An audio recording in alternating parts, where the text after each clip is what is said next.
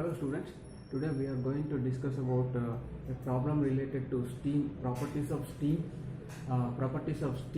during a thermodynamic process. So here is the problem. The problem is 1 kg of steam at a pressure of 16 bar and dryness fraction of 0.92 is heated at constant pressure until it is completely becomes dry. Determine the increase in the volume, quantity of heat supplied and change in entropy.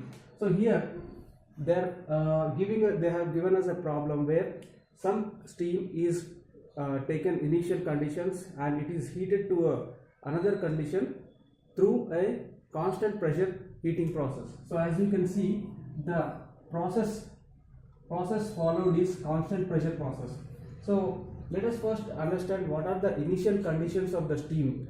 So if we can see that, first let me write the given data. So the given data, so initial condition of steam, so that is initial pressure P1 is equal to, it is given as 16 bar, and also the initial condition of the steam is nothing but initial dryness fraction, we can say that. So dryness fraction, the symbol for dryness fraction is X. So X1 is given as 0.92. So that is the initial condition. And what is the that is before heating the steam. So once the steam is started heating up, and after heating, what is the condition of the steam? That is given as until it is completely becomes dry. So that means the final condition of the steam,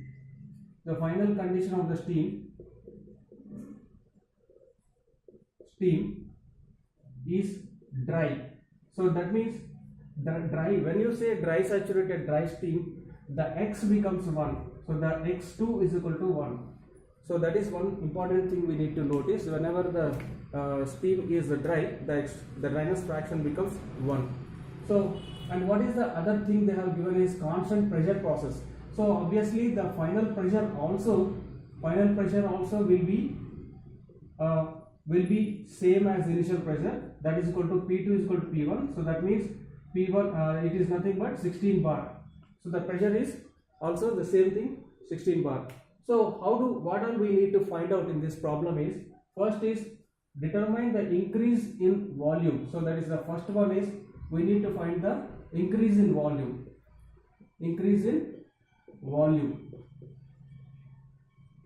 So second point we need to find out is the quantity of heat supplied.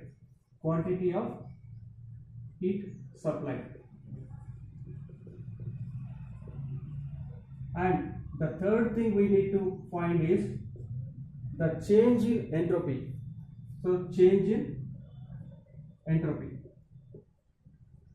So in order to find these three things, first let us draw this given problem in certain diagrammatic fashion using three things. Basically, first is the PV diagram.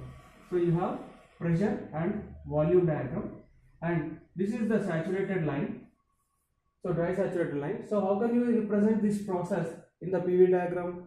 Because it is a constant pressure process, so obviously the point will be, initial point and the final point will be joined by a constant pressure process. So when the pressure is maintained constant, the process will be horizontal and perfectly parallel to this particular axis. So here is our point 1, and point 2 will be on the saturated line, because the fact is that it is the after heating the steam becomes dry saturated. So this is your dry saturated line. So it has to be, the second point has to be on the dry saturated curve.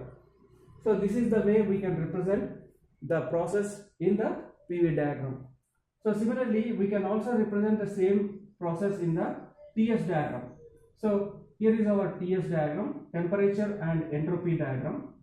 So if you take the temperature and entropy diagram on the same dry saturated curve, so here you can see that the pressure is constant, and what other thing we can notice here is that there is a change in entropy. So if you say this is the first point and this is the second point, so there is a change in entropy. So because this axis represent S entropy, so here the S1 will be the entropy at point 1 and S2 will be entropy at point 2.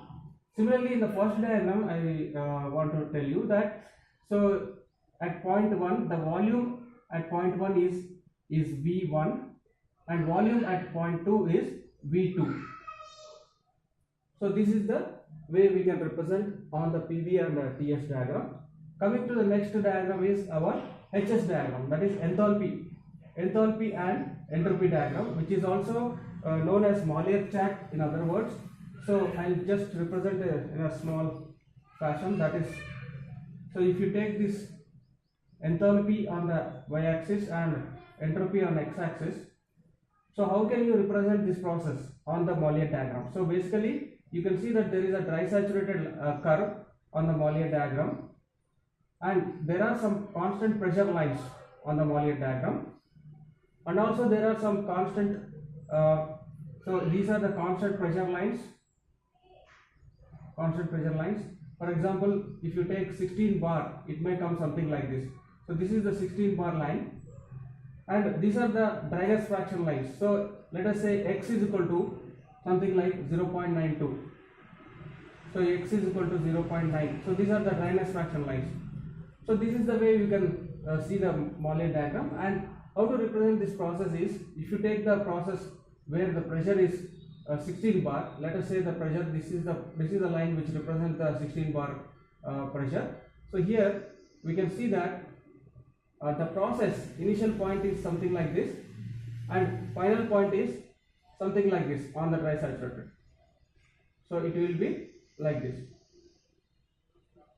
So it will be on the pressure, constant pressure, so it has to be on this line. So this is the first point and this is the first point and this is the second point, because it has to be on the dryness line. So this is the second point, this is the first point. So if I take the horizontal alignment of this particular point, so at point 1, the initial condition of the steam at point 1 is wet steam and it has a dryness fraction 0.92, and so this is 0.95 and this is 0.92. So here this is the first point H1 and this is the second point H2. So I am just writing here H1 and this is the H2. So this way we can represent the given condition, given process on the HS diagram. So obviously at point 1, if you draw a vertical line, this becomes S1, and at point 2, if you draw the vertical line, this becomes S2. Here S is entropy. So we can represent the same process on the enthalpy and entropy diagram also. So now let us solve the problem. So first thing is we need to find the increase in the volume. That means as the heat is added to the system, the volume is increasing. So you can see that here the volume is something here and it has increased to this much. So how to find the increase in the volume? That is the first part of the question. So in order to find that, first we need to find the what is the volume at condition 1, initial volume. So I'll write initial volume.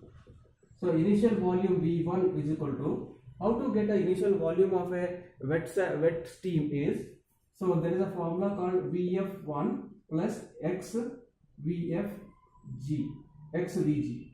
So you can see that,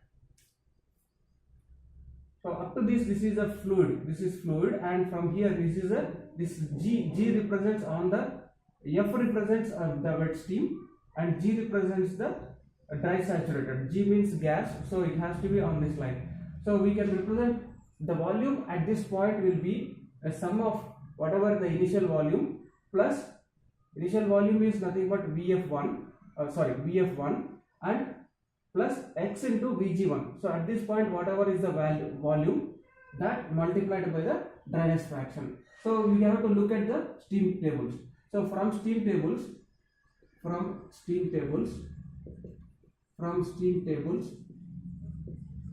at pressure 16 bar, so we can find that Vf1 is equal to, so we have to find the Vf1. So Vf1 is coming to about,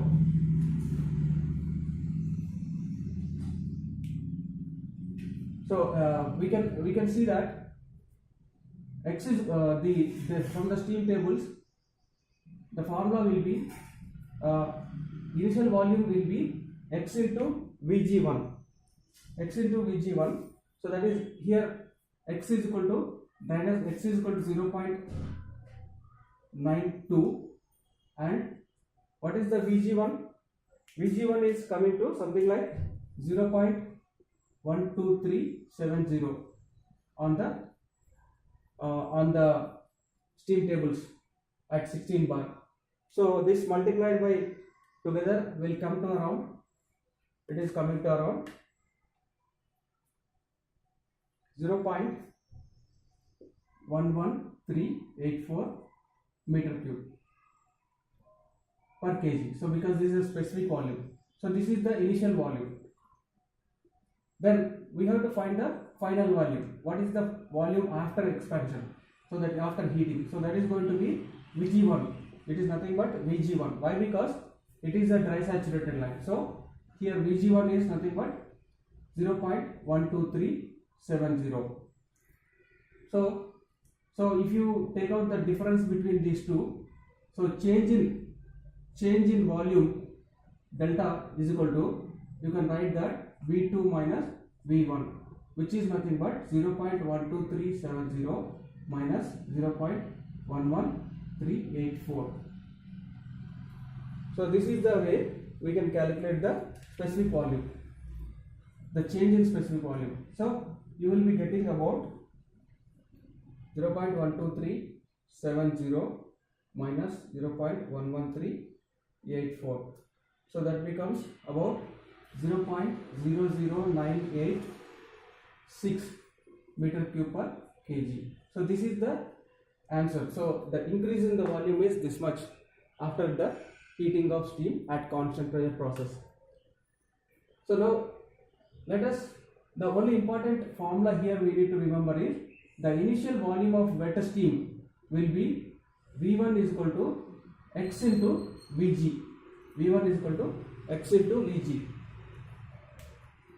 So then next thing is we have to find the quantity of heat supplied. How to find the quantity of heat supplied is the question is, because it is a constant pressure process. In the constant pressure process, the formula for heat supplied will be, so in constant pressure process, heat supplied is equal to, we already have a formula, heat supplied will be H2 minus H1. What is H2 here? The enthalpy after the heating, and H1 is enthalpy before heating. So here, as you said in the diagram, here H1 is before heating and H2 is after heating. So once we find these two values, we can find the difference, and that will be the heat supplied for quantity. So now the first thing is initial enthalpy. So the initial enthalpy H1 is equal to HF1 plus x into HFG1. So from the steam tables at 16 bar pressure, so what will be the enthalpy at HF values? So that will be, so that is coming to about HF1 is equal to 858.5 kilojoules per kg, and HFG1 is coming to about 1933.2 kilojoules per kg. So if you substitute these two things in this formula, so you will get the H1. So H1 is equal to, what is the value of x? X is given as 0.92. So that is, so HF1 is 858.5 plus x is equal to 0.92 into HFG1 is 1933.2. So that will be coming to about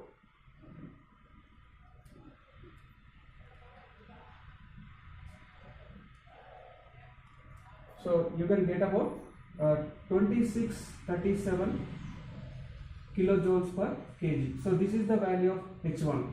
So that is enthalpy at the before heating of the steam. Now what is the value of H2? H2 is basically H2 at the condition 2, it is a dry saturated steam.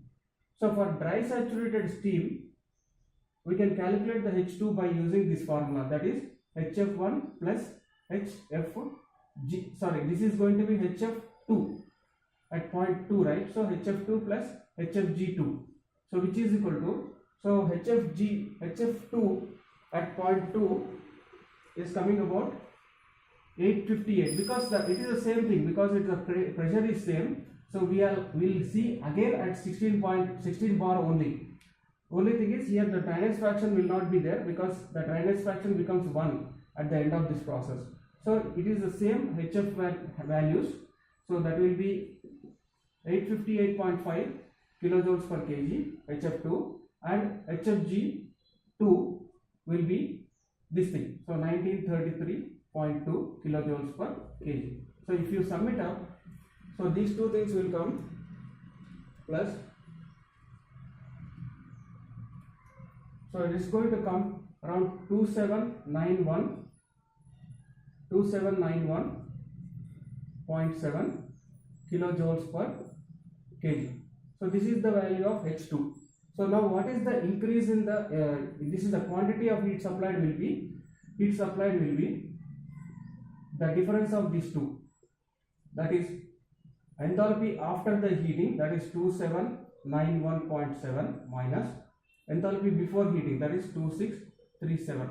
So that is going to be 2637 if you subtract this from here. So here you are getting 154.7 kilojoules per kg. So this is the amount of heat supplied in order to take the system from point 1 to point 2. So you have to supply this much amount of heat to get that quality of steam, the dry saturated steam at 16 bar.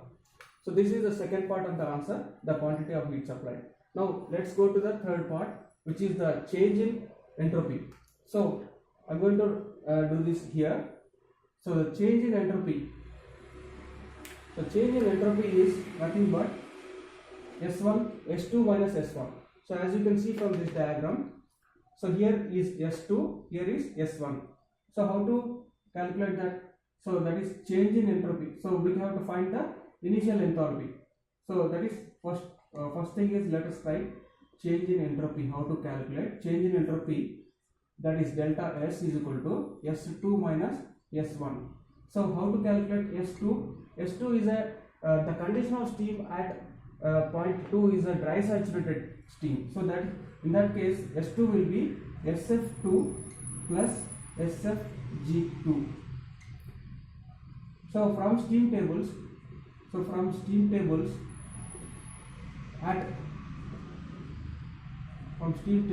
at 16 bar, so the SF2 value will be, it's about 2.344, that many kilojoules per kg, and SFG2 is coming to about 4.074. So if you add these two things, 2.344 plus 4.074, so you are going to get about 6.418 kilojoules per kg. This is the enthalpy after the heating. So that is S2. So now S1, you need to calculate the initial entropy also. Initial entropy. So this is about the entropy, the change in entropy. So we are always talking about entropy here, not enthalpy. So initial entropy will be S1. So S1 will be the formula for S1 of wet steam. So because initially it is a wet steam, as you know the dryness fraction is 0.92, that is a wet steam. So we need to calculate the initial entropy, means we have to calculate by using this formula SF1 plus X1 SFG1. So that will be x1 plus sg1, x1 plus sg1. So that is going to be your initial this thing, initial entropy. So here initial entropy, what is the SF1? SF1 is coming about 2.344, same thing again, plus SG1 will be also same, but there is a dryness factor here 0.92 multiplied by your 4.074. So that will become almost 4.074 into 0.92 plus 2.344. So you are getting about 6.092 kilojoules per kg. So this is the initial entropy. So now change in entropy, delta S is equal to S2 minus S1, which is nothing but 6.418 minus 6.092. So which will be equal to 6.418 minus 6.092. So that will be about 0.326 kilojoules per kg. So this is the change in entropy. So that is the third part of the question, change in entropy. So we can find the change in entropy in this fashion. So this way we can calculate the values for a constant pressure heating of steam. Thank you.